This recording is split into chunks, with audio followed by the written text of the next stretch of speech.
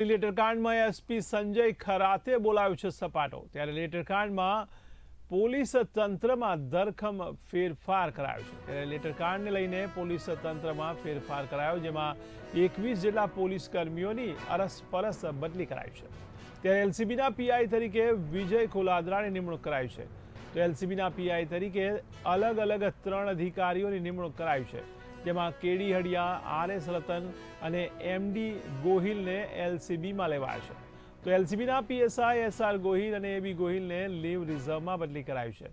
ત્યારે જિલ્લામાં એક સાથે 32 પોલીસ કર્મીઓની બદલી થતાં હવે પોલીસ બેડામાં ખળભળાટ મચી ગયો છે। તો મહત્વના સમાચાર કહી શકાય અમરેલીથી। ત્યારે અમરેલી લેટરકાંડને લઈને એસપી સંજય ખરાતે સપાટો બોલાવ્યો છે। ત્યારે લેટરકાંડને મામલે પોલીસ તંત્રમાં ધરખમ ફેરફાર કરાયા છે।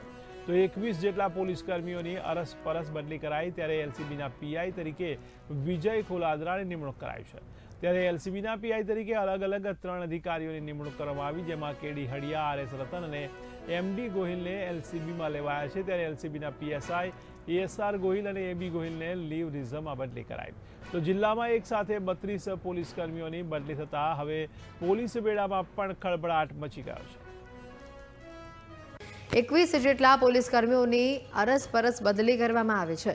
એલસીબીના પીઆઈ તરીકે વિજય કોલાદરાની નિમણૂક કરવામાં આવી છે। એલસીબીના પીએસઆઈ તરીકે અલગ અલગ 3 અધિકારીની નિમણૂક કરાઈ છે। કેડી હડિયા, આરએસ રતન, એમડી ગોહિલને એલસીબીમાં લેવાયા છે। એલસીબીના પીએસઆઈ એસઆર ગોહિલ, એબી ગોહિલને લીવ રિઝર્વમાં બદલી કરાઈ છે।